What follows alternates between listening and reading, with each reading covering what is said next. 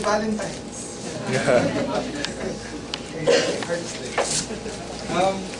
My talk today is about Google technologies.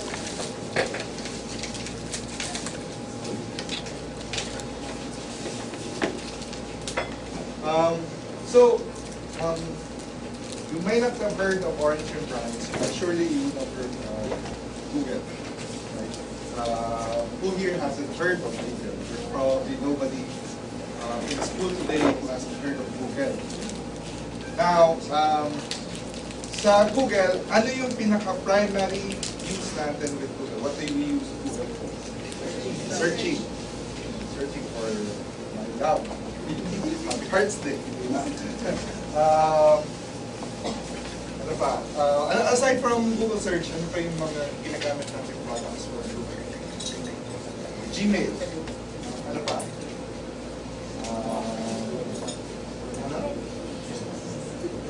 YouTube. YouTube. Oh, syempre, YouTube. YouTube was bought out by Google and now it's more popular than ever. Ano pa? Ano pa? Aside from YouTube, what else? Google Maps. Ano pa? Do you guys use Google Docs? Documents, no? On the web.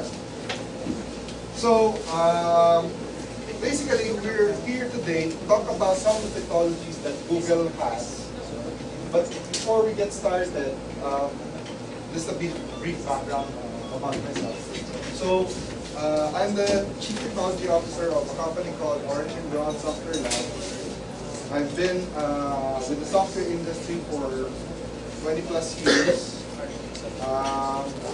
I spent some of those years in the US, about 9 years in the US. I came back and then I worked for a while as a consultant here with different companies. Some of the projects I did a while back include yung ATI yung business name registration, so you can register online your business name.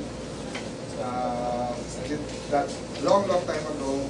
Iba-iba na yung versions ngayon. I've been an advocate of open source from way back then. I started using Linux bago lumabas pa yung 1.0 version. There was a long time when Linux first came out na Linux Torvalds didn't want it to become 1.0. So, ang version niya, 0.99. Tapos ayaw na maging 1.0 for a long time. Several years ago. So, meron lang siyang something like PL1, yun yung parang minor version niya. Umabot hanggang PL38. So, I started using Linux then. I started seeing the power of open source, and I know in some of your labs, I think you're using OpenSUSE. So you can see how open source has grown. No? Ngayon, nakita nyo na yung advanced stage. Way back then, it was parang nobody thought that it would become as popular as it was today kasi parang dominated by primarily Microsoft yung and other Unix operating systems that were very expensive, and nobody thought then that Linux would become the most popular operating system, especially for the internet. Google, for one, has their own version of Linux, Google Linux. And still, parang, although I've been working for a long time in the software industry, I love to code.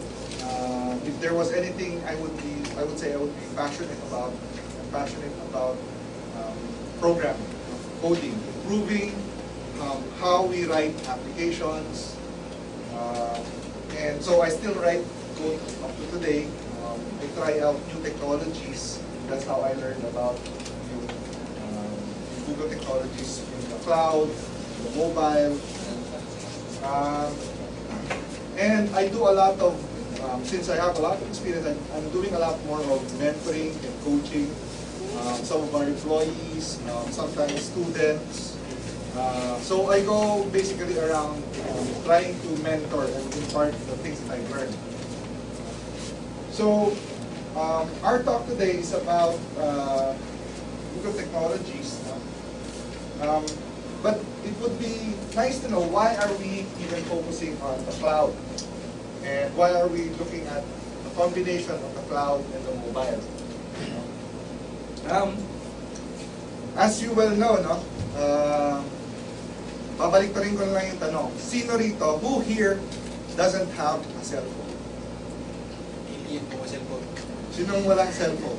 No, I mean, not necessarily here, but who doesn't own a cellphone here? Would there be anybody? See? Parang kung tatanungin ko kasi who here has a cellphone, lahat magkataas din. I wouldn't know if there was anybody who didn't have a cellphone. So yung the mobile platform is becoming more important than ever before, no? As a gateway to the services that the internet provides. So alam natin na dati yung unang lumabas ng internet, what did we use? We used our desktop PCs to access yung web. So we open up our desktops. Later on, it became mga laptops, tapos yung netbooks. But all throughout, the mobile, primarily, nag-start siya mga texting, di ba? Short SMS.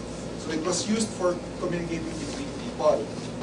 Now, the mobiles are becoming more and more powerful.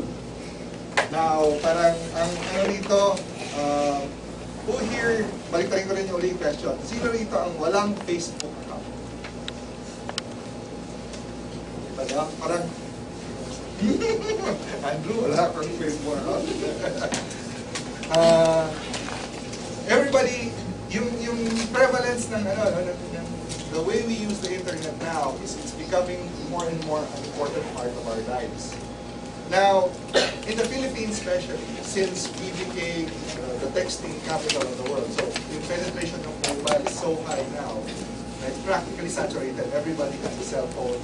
Even in the rural areas, people more and more are getting cell phones. They might not have personal computers, they might not have netbooks or laptops, but surely they will have mobile phones. And the mobile phones themselves are getting more powerful. They are getting connected to the internet. So, kung kunyari, yung Facebook ngayon, primarily we go to an internet cafe and send our tweets and update our wall. More and more, we are finding that the mobile can also be used to communicate, use the mobile phones to, for example, update our posts, to post something in our Facebook wall. So more and more, yung dalawa na yon, the cloud and the mobile, are becoming, parang they're integrating. So there will be more users in the mobile than desktop or laptop users. And more, we are relying on the cloud for our services. So for example, it used to be na isang malaking problem ng networking, mga system administrators would be managing the mail. Kasi they would host their own mail servers. Now, there's products like Gmail, even Gmail for Business, it's called Google Apps for Business, where the entire business, instead of having their own mail servers, they still use their own domain name. So for example, cu.edu, but it will use the same Gmail interface that people are already using. So it's a big savings for the school, because instead of buying their own servers, they just can use that infrastructure used by Google to host their own Gmail public accounts. And more, you can also do things like share documents. So instead of emailing something and then emailing it back and forth, you can have something like yung Google Docs, where I will edit it online, and at the same time that somebody else is viewing that, somebody else can see the updates, no? And then edit and say, habang while you're chatting in using Gtalk, you can say, oh, this is not the way to do it. This is how we. So you can do online collaboration. No? So more and more, the cloud is becoming an important part, and because of the because we all have our cell phones, it's becoming more and more that we use the cell phone to connect to the cloud. Okay, so the cloud and the mobile, meaning the cloud, all those services that are on the internet, it becomes more, the mobile becomes our gateway instead of the laptop or the PC.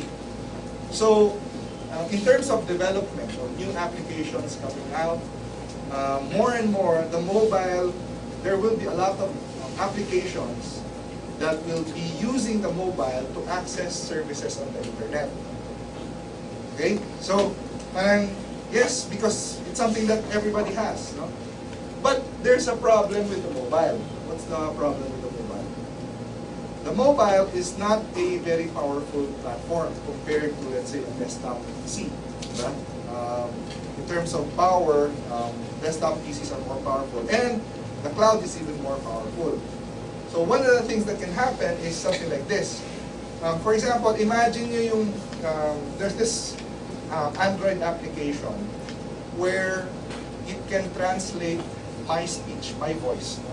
So I say, hello world, and then it will print out hello world in text. Now, the CPU of the phone is not powerful enough to do the algorithms to translate yung voice into text.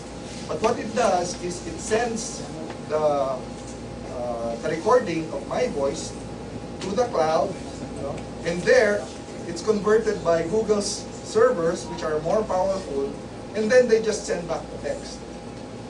So the idea is, my mobile might not be powerful, but the cloud is very powerful, and I can send the data back and forth, so that a lot of the things like translation, search, are all done on the cloud, but you use the mobile as the gateway.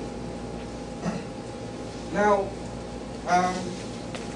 one of the consequences of a mobile is that it's something that you bring around with you, right? If it's mobile, it's a cell phone, or it's something like a tablet that you can walk around and bring. So you basically, one of the nice things about the mobile phones now, especially the smartphones that we call, they now have what? Yung GPS, right? Aside from that, they also have what? Cameras. Some of them have accelerometers, meaning they can figure out what angle the phone is in. No? For example, if you flip it, there's even games that you can play around using the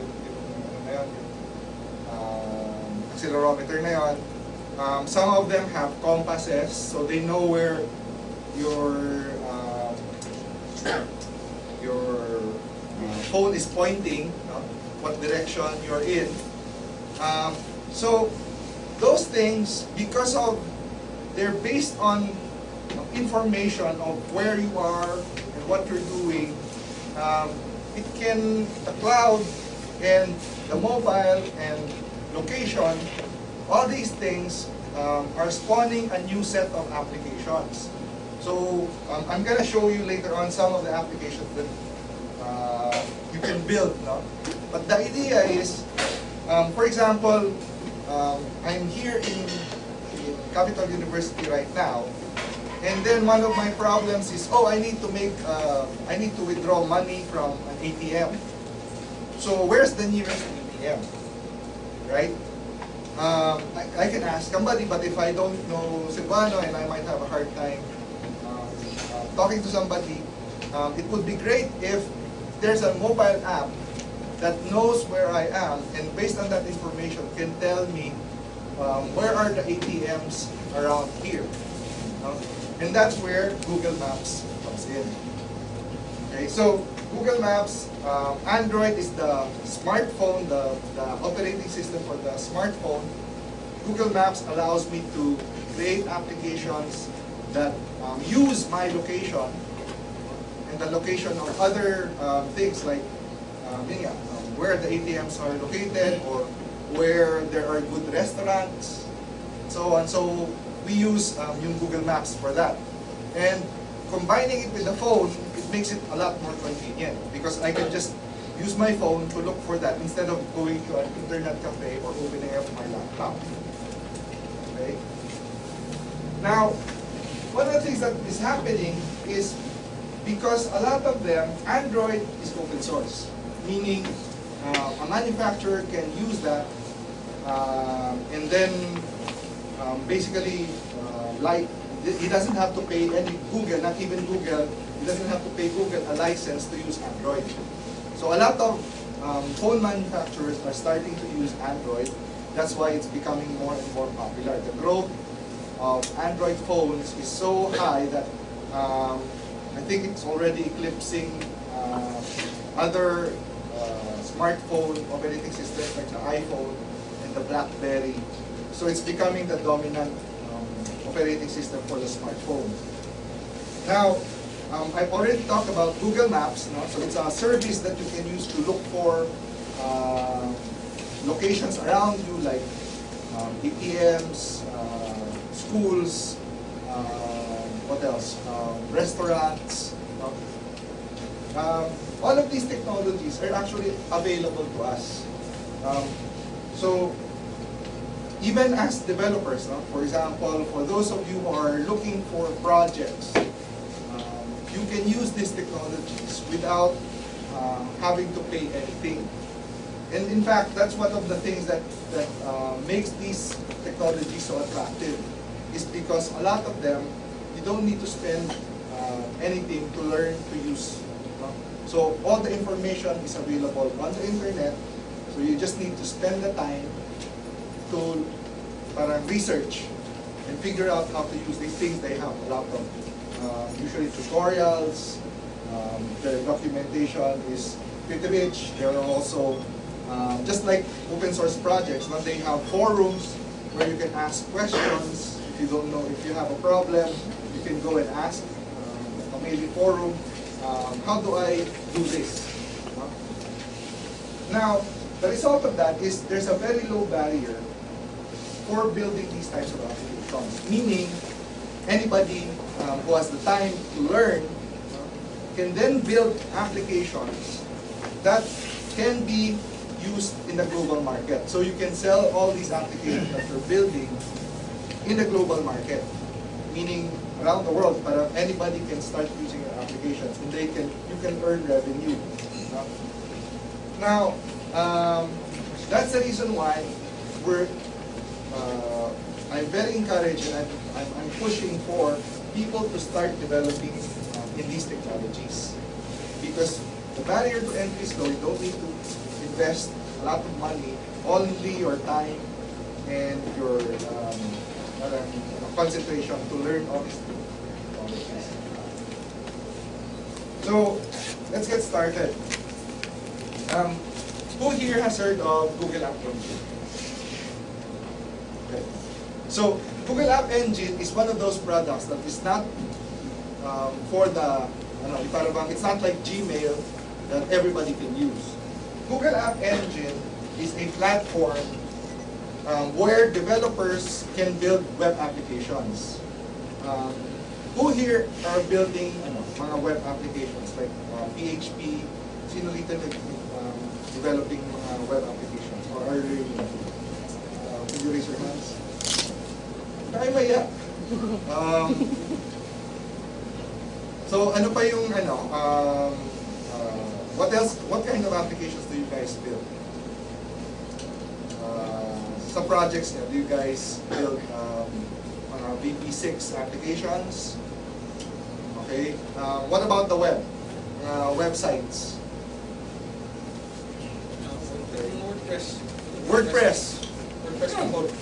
Sino nagko-code ng WordPress dito? I met some developers who are developing WordPress. Now, for example, if you're using something like WordPress, um, how do you host it on the web? No?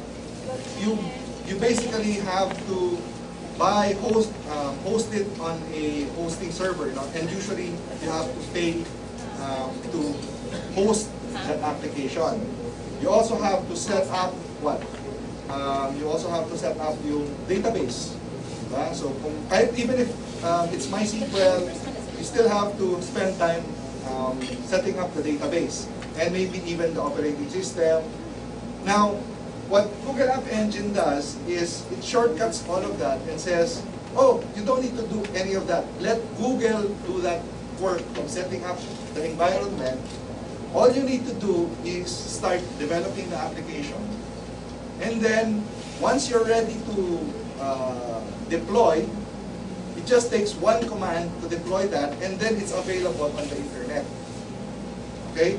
So, it allows you to focus on building the web application rather than having to administer the website, like set up the operating system.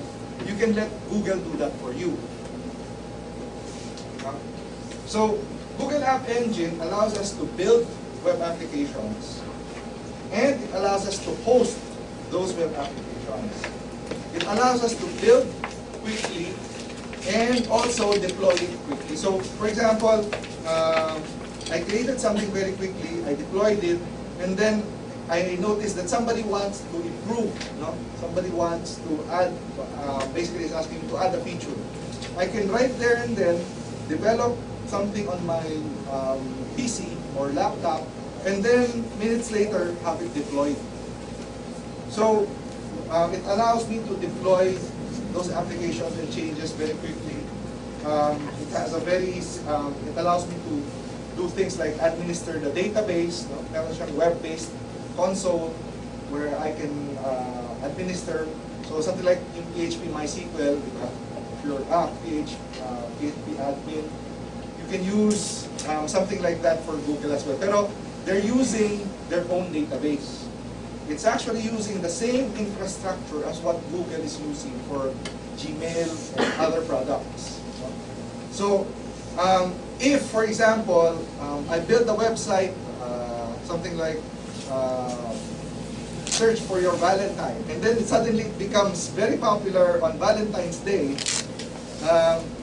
then if I was hosting it myself, my problem would be, I need to increase the hardware, the capability of the hardware, I need to upgrade, I need to buy more servers. But using Google App Engine, it's very easy because Google will allow me to scale out the application. It can create multiple instances of the application, and then it can handle the load better because there are more instances of it. So after Valentine's Day. And then after Valentine's Day, if nobody is using the app anymore, then I can return, and then I didn't have to buy additional servers which I won't use after. No? I'll wait until next year again. Yung advantage ng Google App Engine is that it uses the same Google infrastructure, and they can scale out their applications and then scale it down when the load is lower, when not a lot of people are using it. Okay? And it's practically free. No? So you don't need to pay anything for the hosting if you fall below the minimum yung minimum number of yung usage limits nila. So for example, if there's only a few people using your application, you don't pay anything for that application. Only if there's a lot of people using an application, in which case you probably would be earning something already. A lot of people are using the application. You can figure out, maybe I can earn money by putting ads on that website, and then that can be used to pay for the usage. No? So using this technology, basically you can build web applications and deploy them without paying for anything. Now, who here has a Gmail address? A Gmail. Kasi raise your hands. Who has?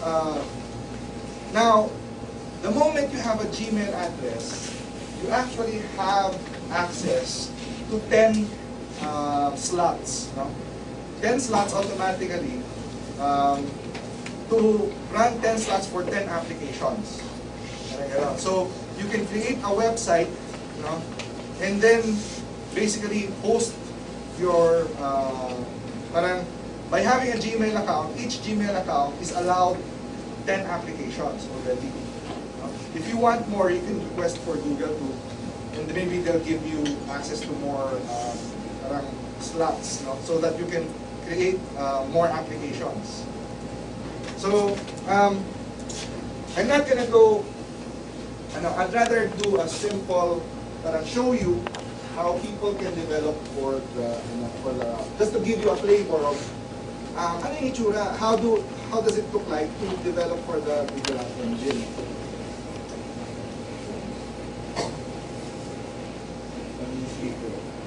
Ayan.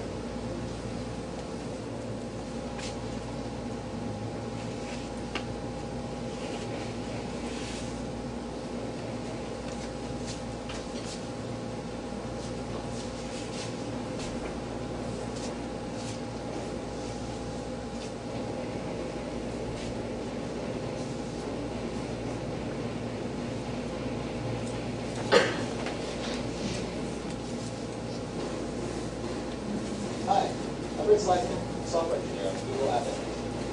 App Engine enables developers to build web applications and user instructions. Here today to show you how to quickly build a Gatsby application using App Engine. Let's get started. First, I'll create a directory for my application. Bring it into my application.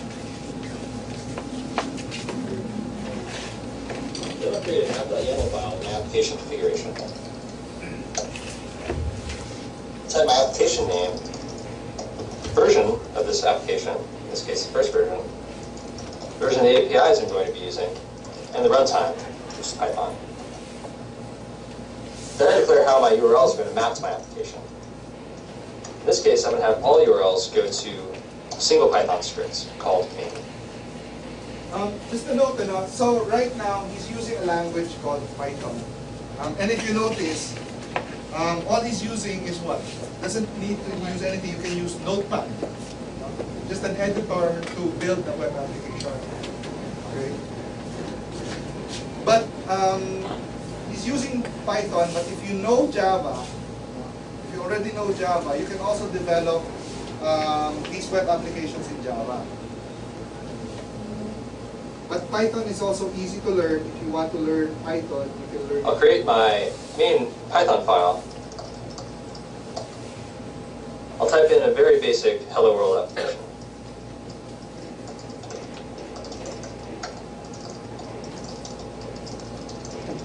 Now I'll go to the terminal and start the development web server. And now that the server's running, I can go and view the Hello World application.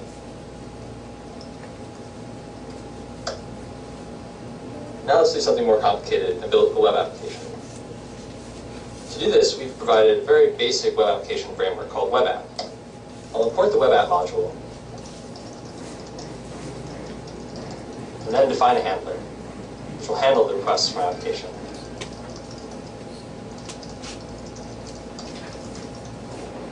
The methods of this class will handle HTTP requests. In this case, I just want to handle a GET request, and I'll print out a Hello World message.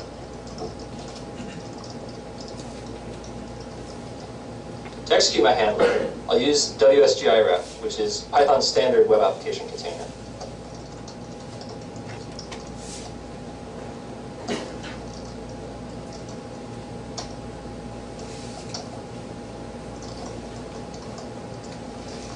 And I'll define a WSGI application to route all URLs accessed to my really basic handler.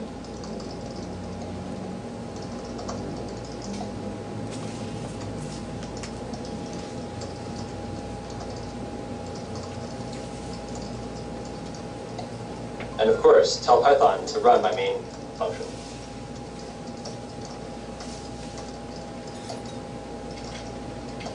Now let's do this in our browser.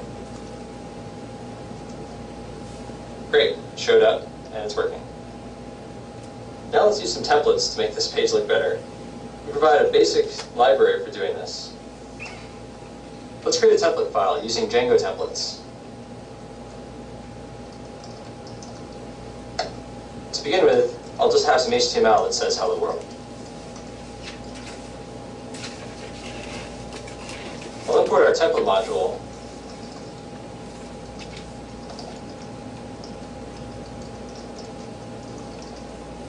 And then render the template.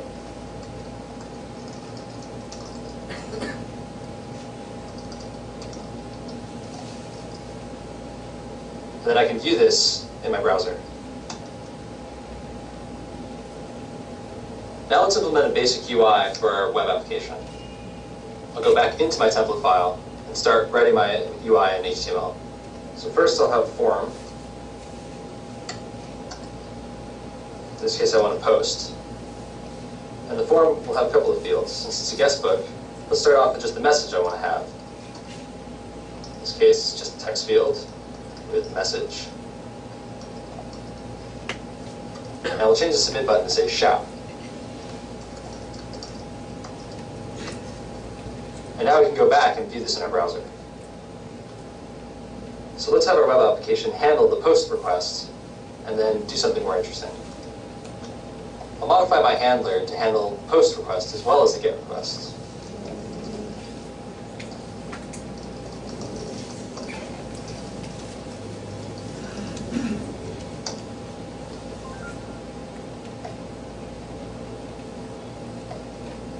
Now let's hook this up to the data store. To use the data store, I'll import the DB module and define a model class that says what fields we'll have to store in the data store. In this case, my model class will be called shout.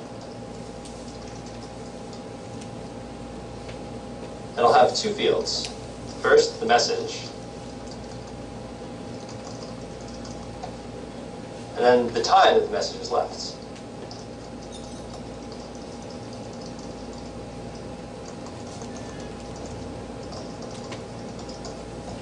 Now in the post method, I'll use the request parameters to create a new shout and put it in the data store.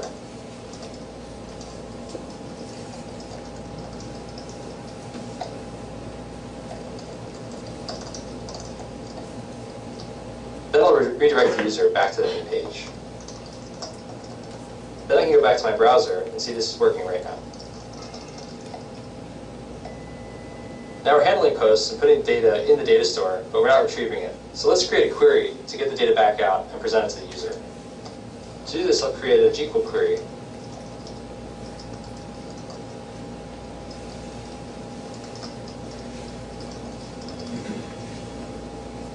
And I'll use the results of the query to populate my templates. And pass those values into the template renderer. Then if I go into my template, I can use the results of the query and render them to the user. In this case, I'm using Django templates.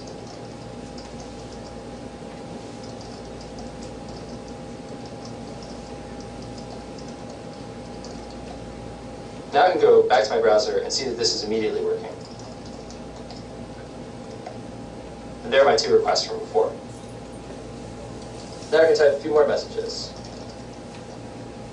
You'll see they're not in any particular order, so I'd like to add a sort order to my query.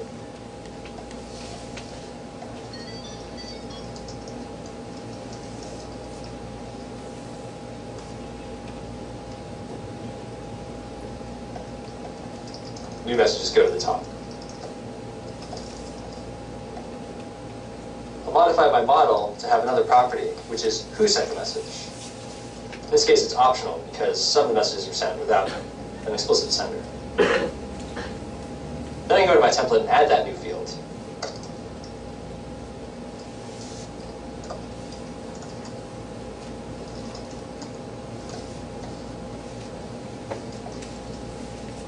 It'd also be good to have labels on these input fields. And then I need to make sure that when I create my shout, I've correctly populated the who field. I'd also like to render who sent each message. So I'll go back to my template and add that too.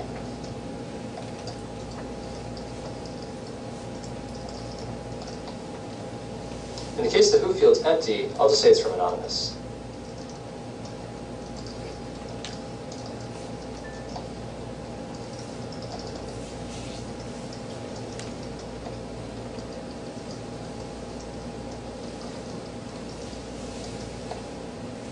Now let's go back to the browser and see what this looks like.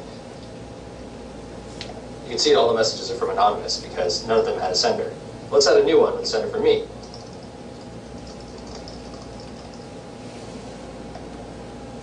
You'll see my name's appear. One last thing I'm going to do is fix the title to point out that this is my application called Shoutout. To deploy this application, I'll use the app config tool.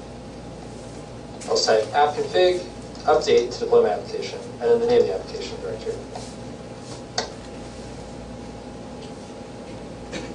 And we're done. Now I can access this application on appspot.com.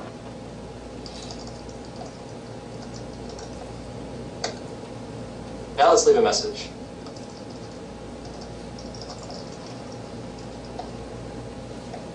That's it. We built an application and deployed it. We hope that you check out Google App Engine. We look forward to hearing your comments. If you'd like. So basically in 10 minutes I've shown you a little bit about how you can develop an application, but not only build an application that you can run on your application, and actually deploy it on the web. So meaning, yung shout out that appspot.com is accessible on the web. And any application that you build, like for example,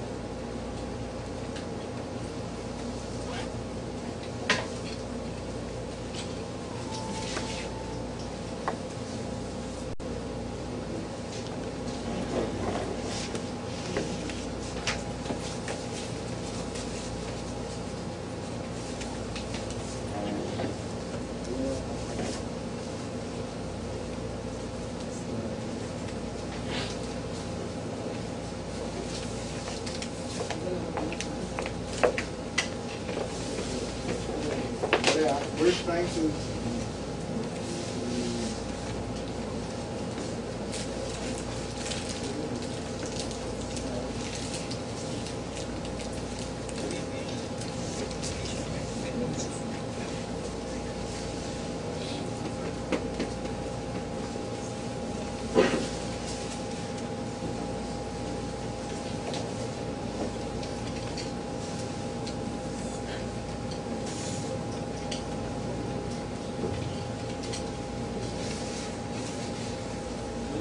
then you have to approve it.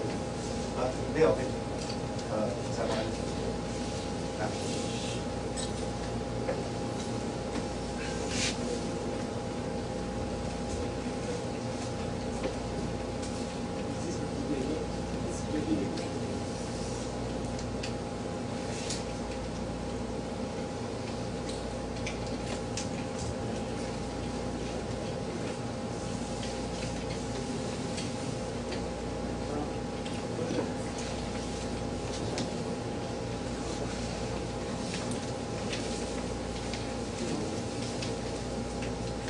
So right now, I'm logging in using my Gmail account.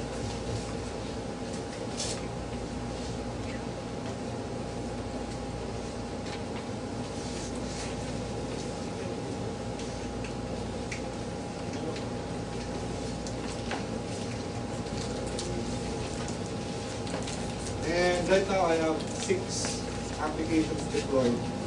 So I basically have a development environment. So yung kanina yung first demo niya, simple lang, it's a hello world program. So if I run this, it's running, I can browse, and it says hello world. Now that application looks like this.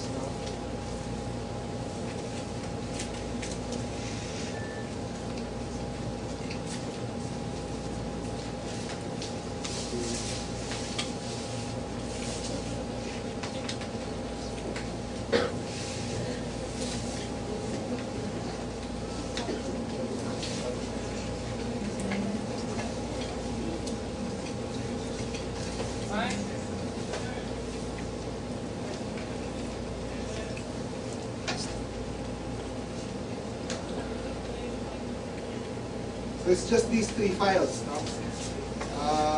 And if I open it,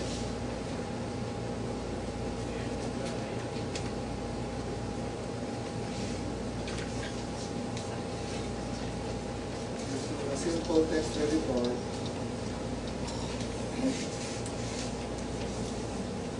It just looks like this. This is in Python, but I can develop it in Java. So it's a simple hello world, and it's running on, and then I can do, if I click on this deploy, it will deploy on the web. So it's very easy to use. No? If you learn how to do it, you can either use Java or Python. Now, something more complicated. So this is very simple. Let's stop this. Let's run something more complicated.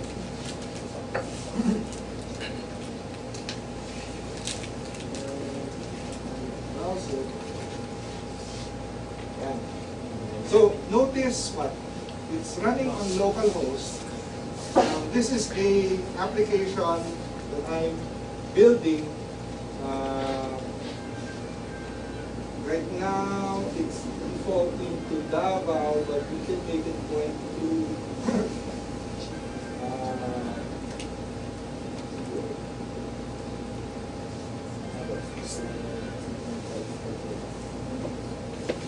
if you follow the road, you end up in Buddha. This is where we passed, by the way, yesterday. We came from Davao, we went down this. The end of this should be. Yeah, we stopped over. Where did we end up? Okay.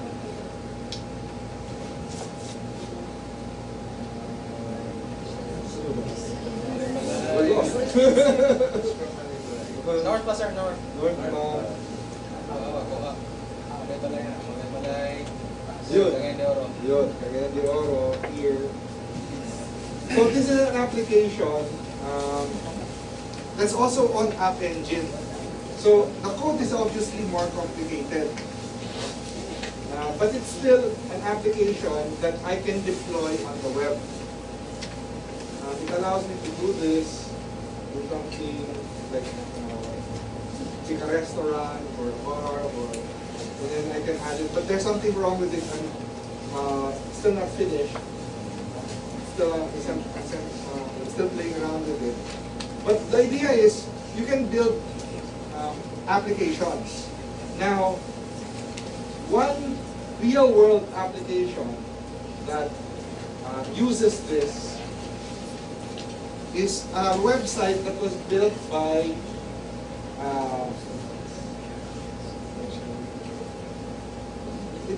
a couple of our co-workers. And it's a website for people who are looking for places to houses to buy or rent. So let's try. I wanna move to Cagayan de Oro. Cagayan de Oro. Do they have data? Hoping they have data. Okay. There's two. There's two, I can show them, I can list them. I don't know where these are, but I can take a look at the map and see where it is. Okay. So for sale yan, real estate sir, sa Cagayan de Oro. Yeah. Pag green is for sale, yung blue is for closure. Yung sabihin, the bank, because they use the database from banks na mga pino-foreclose na properties. So, itong blue is for closure, green is for sale, yung orange is for rent. Still trying to develop a community. So if you have any friends or parents or relatives that want to list their property, instead of you can use this they can just to, list their property. if you're selling something or you have relatives who are, parang have places to rent, no? They can sign in and then they can put their location location here. They have an editor that allows you to type in the address, even post the picture of the place. So this is a commercial site. Now, it's still in beta. As you can see, it's in beta mode. But the idea is, they built this in their spare time. No? What they did was they said, we will take a vacation. We will work and build this application. And then, now that it's done, but still earning not enough money, we go back to work. So they're still working for us. But they're continuing to enhance the website. And the idea is, it's for people to list yung mga areas that they want to sell or rent out. And then, it's a very nice, and the nice thing is, they're not spending anything to host the website because they're using Google App Engine. They're using the Java, they're coding in Java, and they're hosting it in website. And the only time they paid was when one time nag-exceed sila dun sa free limits because there's a quota, no? So, below the quota, you don't need to pay anything. Above the quota, you pay a certain amount. Now, the last time they exceeded the quota, you know how much they paid? 27 cents. So, ano lang yan, 27 times 43. Yun lang yung binayad nila that, when a lot of people started using the site. So, that means it's very cheap. Most of the time, they're not paying anything to host this site. And the idea is, no? You can search, no? Yeah, there's property, there's a description. You can go to the additional information about the house. Some of them you can even upload pictures. So there's a vicinity map where it is. So this is using what? Yung Google App Engine and Google Maps. So this is a real world application. Yung kaninang video, it was just to get you introduced. But from there, you can build very powerful applications. Okay. So now, let's go back.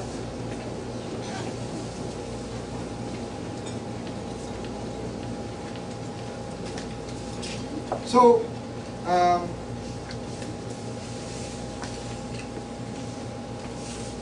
if you want more information, you can Google it, because a lot of that information about Google Apps, App Engine, is available on the web. No?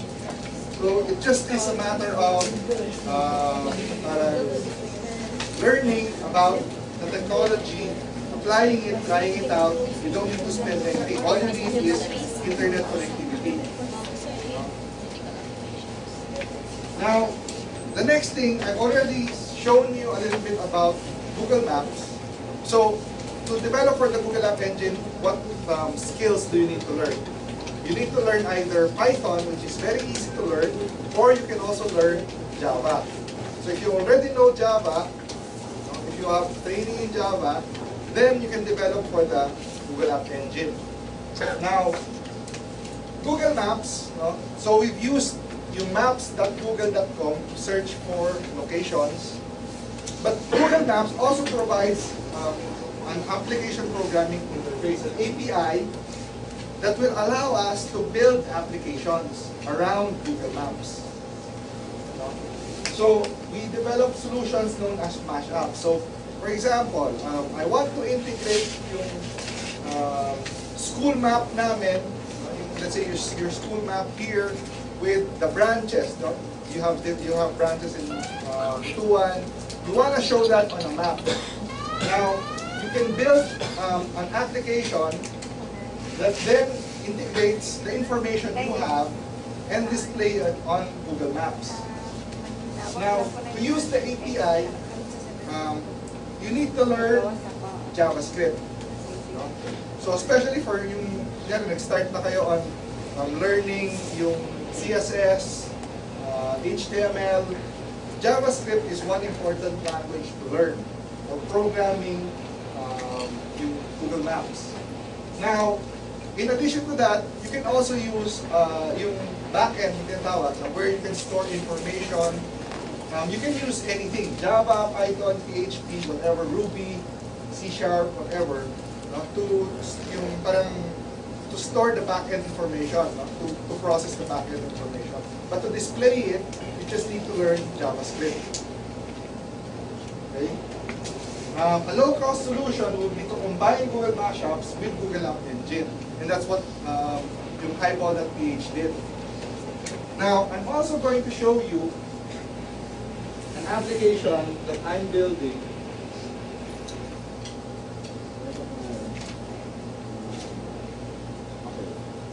So this is an example. Ito naman, this is an application that I'm building. So this is what? These are ATMs. Well, hindi pa siya, it's not accurate yet, but I just posted some locations. But the idea here is I can log into this application.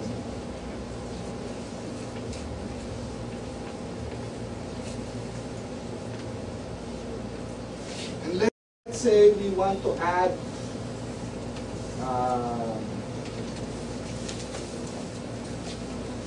location here. So right now, these are the locations. I want to add a new ATM. So the map is right now centered at Capital University. Tama ba? Is this location right? Yeah. Okay. So let's say we have another ATM located. Do you guys know where? Do you have an idea?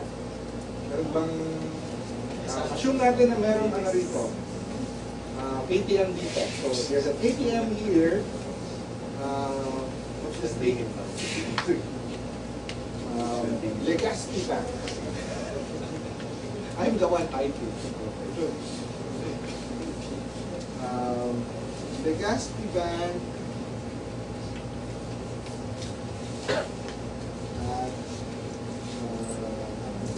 General Luna. Corner Vicente Roa. So it helps us locate where it is.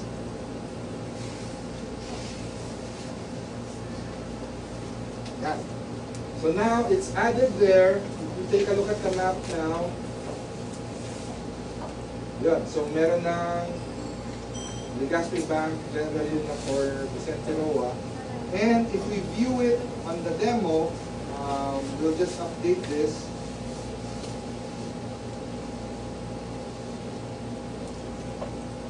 Other maps that I've built include yung mga, this is centered in our office. So this is our office here in, this is in, here below. This is our office here, and there's Jolly Jeep. Jolly Jeep is parang it's a store, yung food stall sa street na you can buy food. So there's Jolly Jeep. There's two Jolly Jeeps near us. There's an expensive restaurant called the Wine Club. There's another one. We're near Greenbelt, so this is Bonchon Chicken. There's KFC, Starbucks, Gilligan's, which is a drinking place there here. There's also McDonald's. So these are the places that can help us locate. I basically can use this application to build up a database of locations, and I don't need to know their yung GPS. I don't need to go there and record yung GPS location. I can just use this map and then move the arrow around and say, dito yan, and then it will know what the GPS location is. Okay? So now, if we go back to the ATM locator,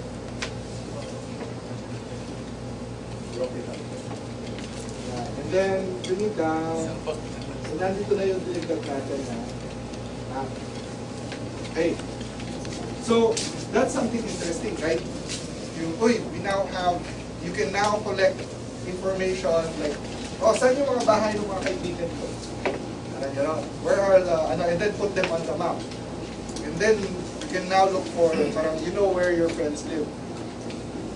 Right? Ano pa ba? So, this is an example of the integration of yung maps, using yung location-based services, things that you can build that are based on location. Now, as I said earlier, one of the most powerful things you can do is to start integrating mobile and your maps. So, for example, I can do this on the browser. This is a Android tablet, so it's just like I'm not using an Android phone kasi maliit, and I wanted to show you some stuff. No? Now, I can use a browser to browse and access the website and view it, but there's a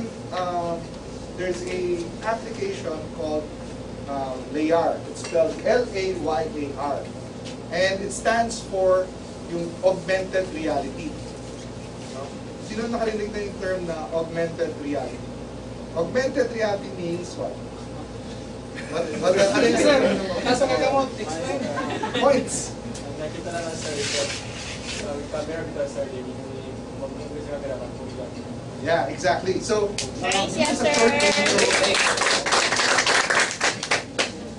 Sure na nila May ano ka na, may token ka. So, I'd like to show you a short video introducing what Layar does.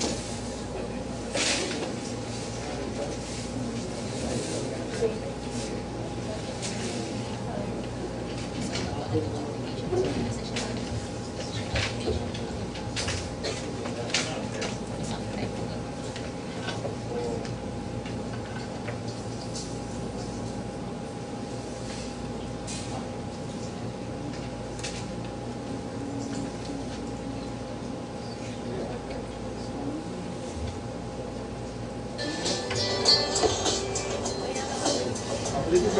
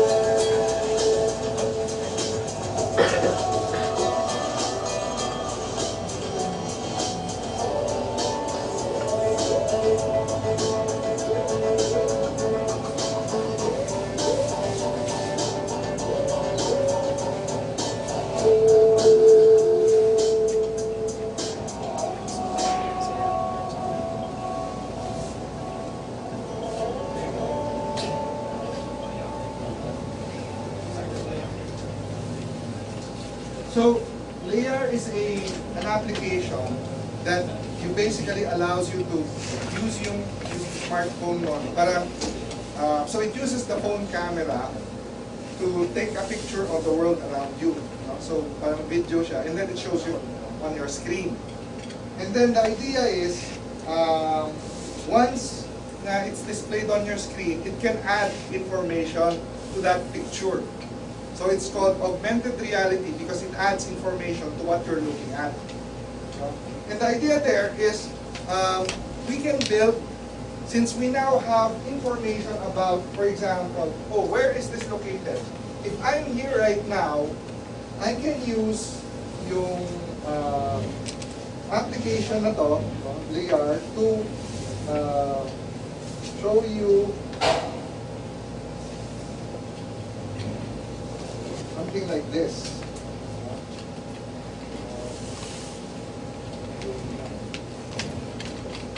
So, yung kanina, we showed you yung ATMs, no? So, I'm now using that same information to basically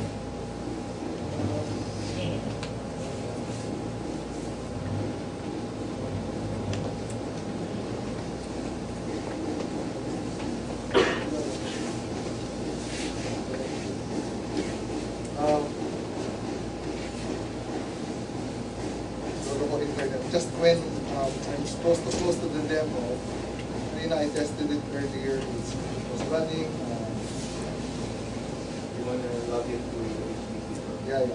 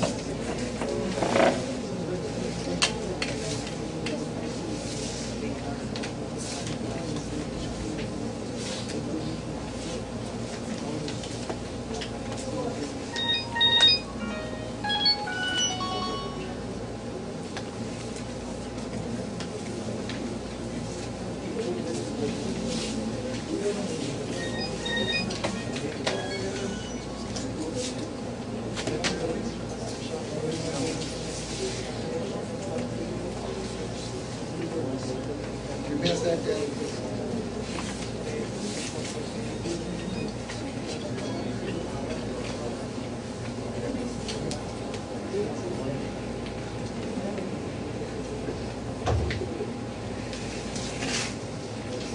Again, I have two applications actually on LAR. So this is LAR running.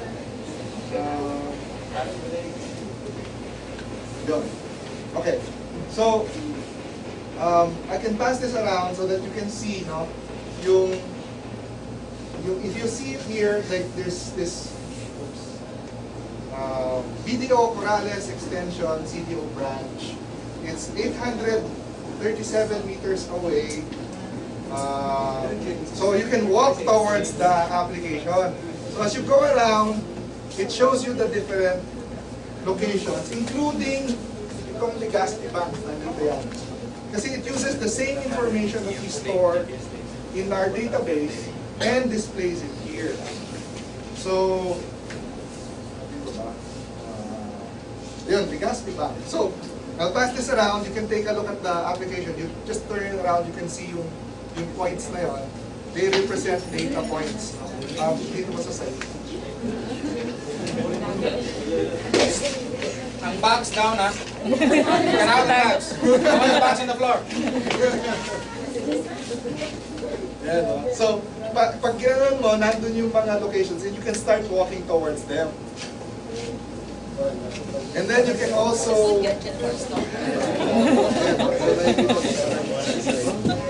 Dito yung ano dito yung most of the locations that I was able to put in there, and it's right side.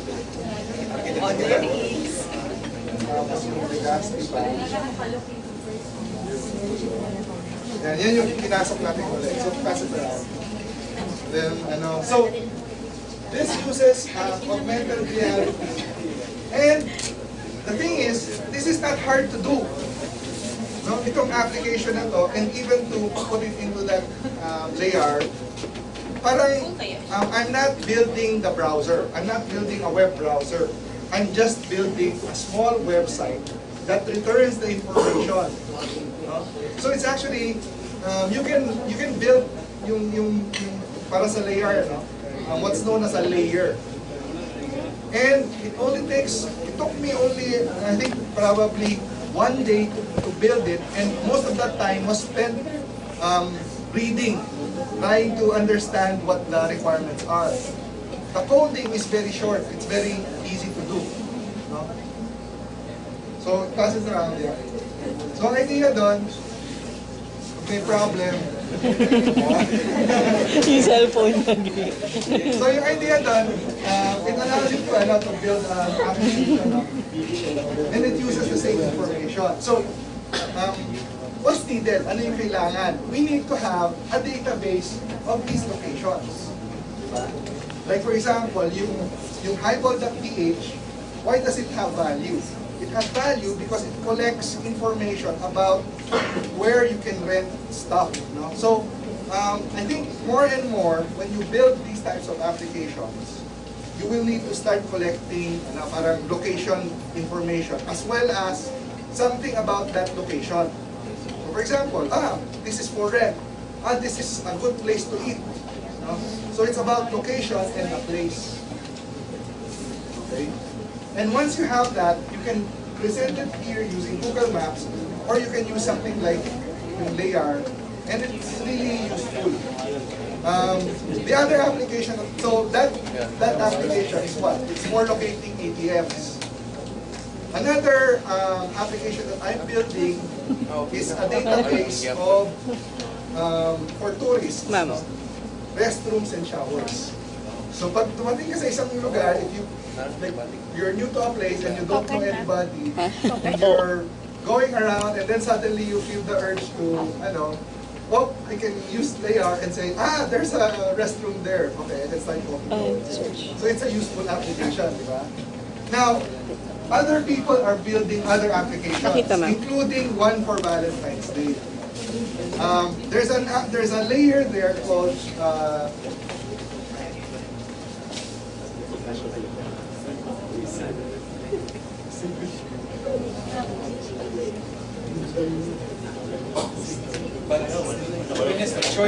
so yung isang application, it's called but the idea is, because it knows where you are, if you're searching for somebody to meet Valentine's Day, since it knows where you are, ilalagay niya yung location mo doon sa application. So others can find Butch later. So parang since your location is there, if others are looking for you, they can find you. And they can start walking towards you. Same thing ikaw din, yung mga others na naghahanap, their locations are there. So you can start looking for them and then you can go around. And if you already know the person and you don't like the person, you can go around.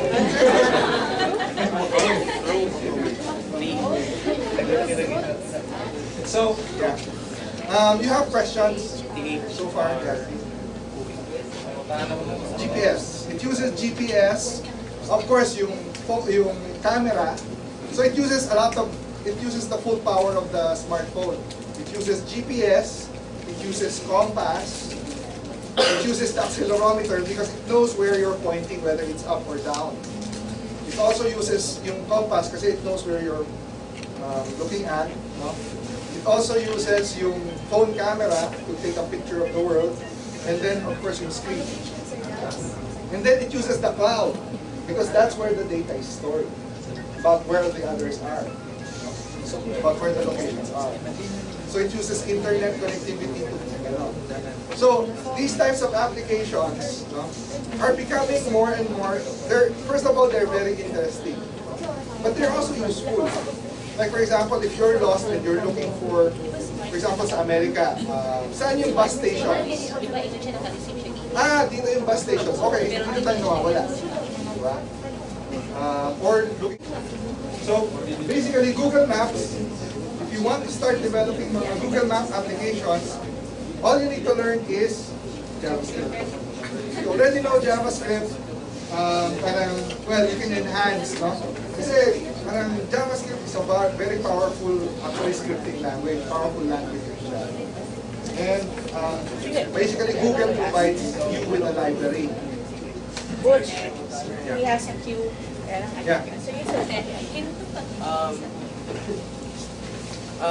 The Android software was more on speech to text, right?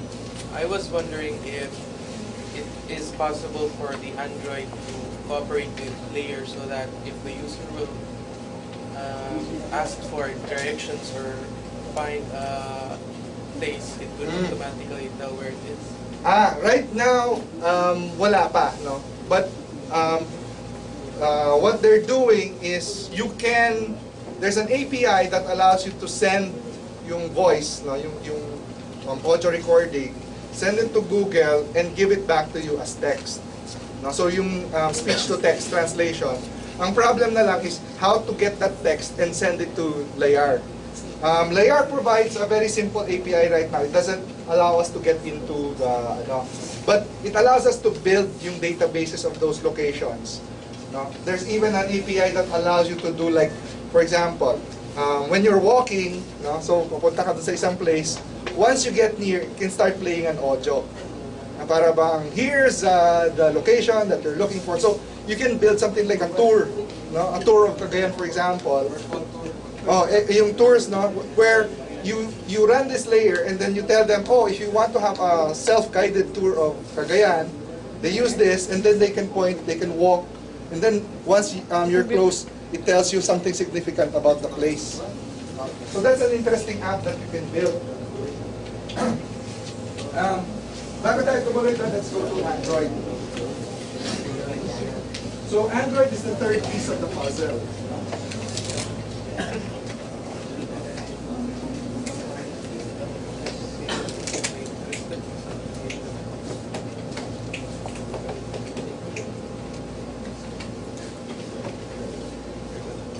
So if you want to see, yung sample code, it's basically Google Maps is JavaScript. For more information about Google Maps, of course you can.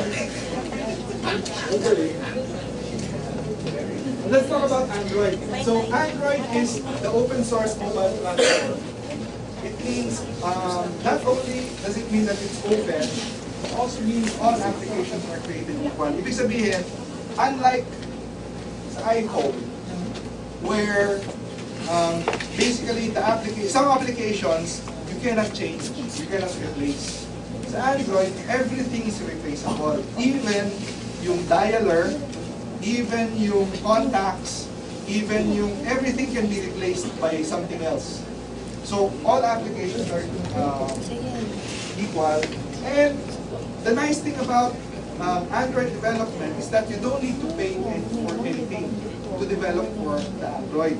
In fact, you can develop an Android application without having to buy an Android phone. But ang reality naman is masayang makita yung application mo on the actual phone. But the nice thing is Android phones are getting cheaper and cheaper.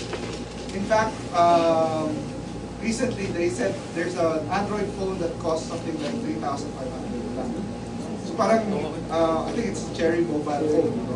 But the point is, the Android phones, they're getting more popular, they're also getting cheaper. I remember one of our first developers, when we first bought the first Android phone in our office, it cost him something like 30,000 pesos. Now, you can buy an Android phone, yung Galaxy Speaker, for something like 10,000. So, mabilis yung pag-drop, and I foresee in the next year or so, it will even drop down further. So, mabagsak presyo yung Android, and they're as powerful as yung mga iPhone, yung in terms of capabilities. The platform that you can use is just as powerful. Now, what I'm going to show you is this is the Android emulator. So I'm running an Android emulator, meaning I can run an Android applications, we're using yung Eclipse. So Eclipse is a free and open source integrated development platform.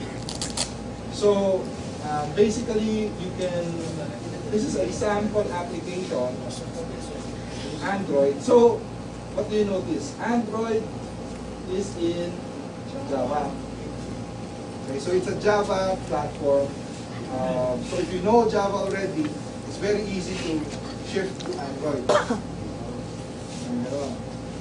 Because you can, it's just in a Java program.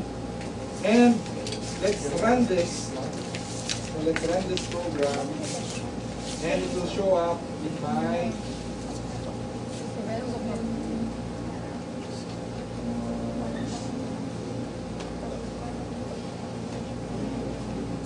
starting.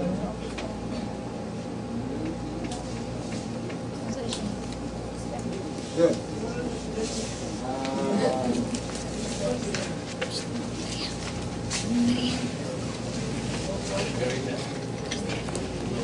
Crash. Okay. So this is a game that was developed in Android. It actually comes with yung Android development kit. You can play around with it. Now,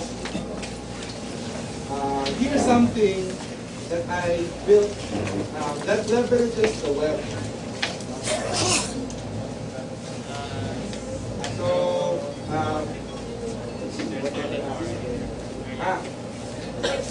this is an application. Problema lang dito is there's no information related sa CDO. This is an actual application built by one of our developers. Ang idea niya rito, let's say, marami kang credit cards. So let's say I have BDO, I have HSBC, Citibank. Tapos, I'm here, dito ako malapit sa Limited Kai, let's say. Ano yung mga restaurants dito sa Limited Kai na merong discount for using HSBC?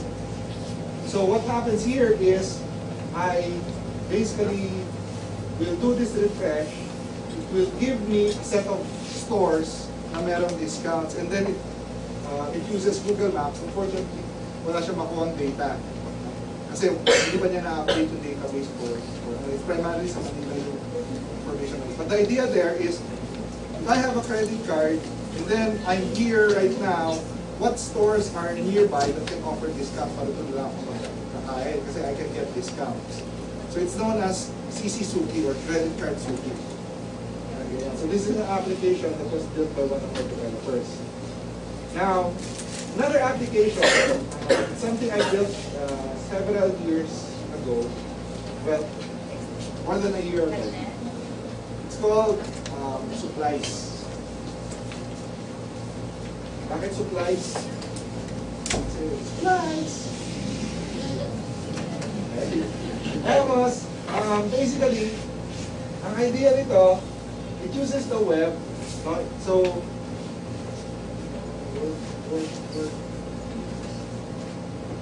yun. So, nakikita niyo to?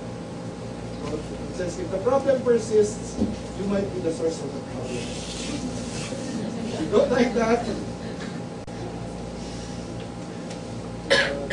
Chuck Norris suing MySpace for taking the name of what he calls everything.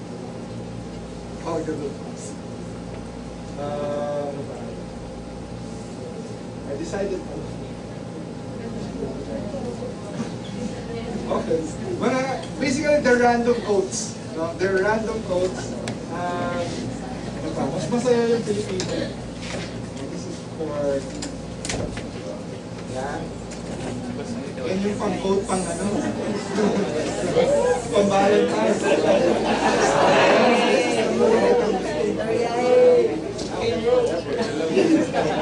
Ano pa? Another one. Alam mo ba? Tumataba ka, may bilog, at hindi yung tumulibig. Yun! Magpapapapayat sa ba? Ayun. Ano pa? Hindi, ulit ko. What yung cactus naman, handa akong masaktan. Kaya ako. So, okay. This is an application. It was, well, you might say, stupid app. It's a dead simple application. What does it do? Basically, we have a application running on Google App Engine. Now, sa Google App Engine, we can store information, yung data. So that's where we store yung mga calling codes na yan. We have this, you can edit it, you can upload yung codes, strings na, And then, what the application does is, it tells the web application, give me a code, yung random code, tapos I'll then display it. So, very simple yung application, it just shows the code. But the nice thing is, if we wanted to add more codes, like for example, maraming nakakoordinahan sa mga codes, we can add more series codes. Gano'n. Ang di marunong magmahal sa sariling wika, mas yung mga ganun, we can add that in the database, no? And we don't have to touch, we don't have to update the application. So again, this is an example of an Android app that we built. It's very simple to build. It's not, doesn't take me it's not like building a full application. It's more like building a mini application.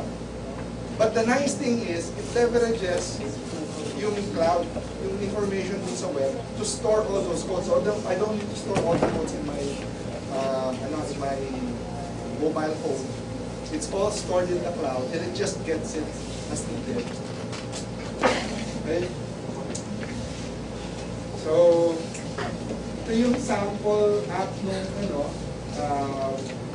application.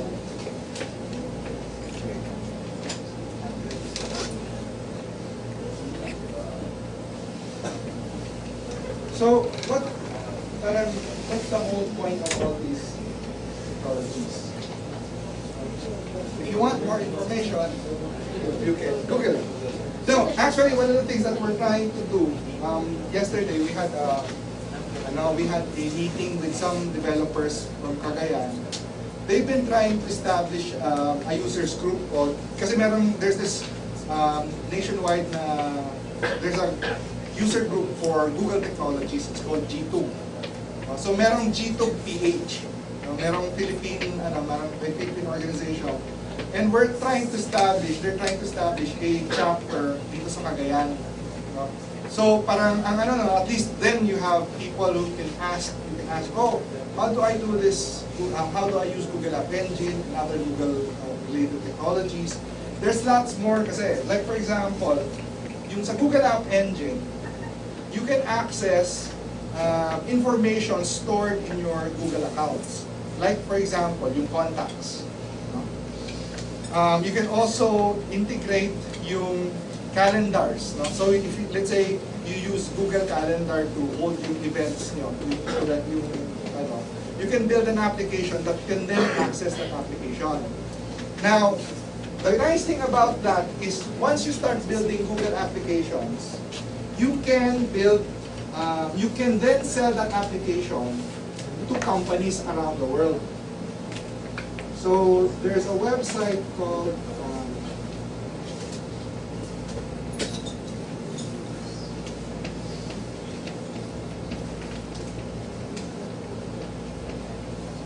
Google Apps Marketplace. Now, so for example, you can build applications and then host it on Google Apps and then charge for it. And then remember, I said it's a very low barrier to access a global market. The people who can see your app here are basically the whole world. So parang then ito yung mga different, for example, calendar and scheduling applications. So then you can buy this, or there's some that are even free. So parang, you can build these applications, Google App Engine, you don't need to spend anything, and yet start earning revenue. So parang ang laki ng potential, di ba?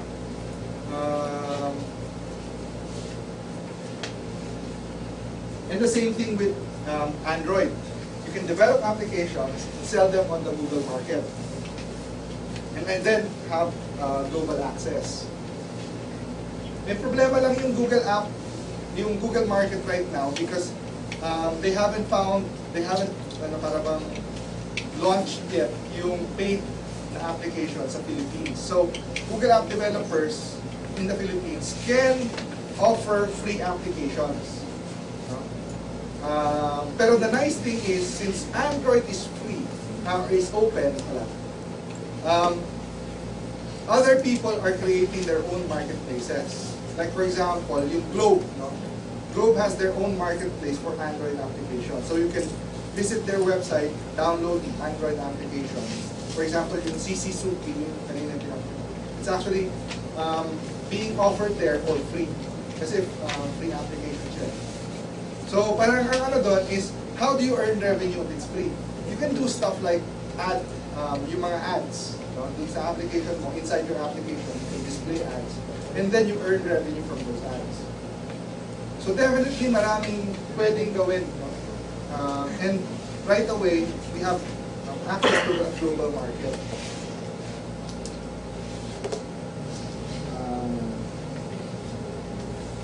So basically right now,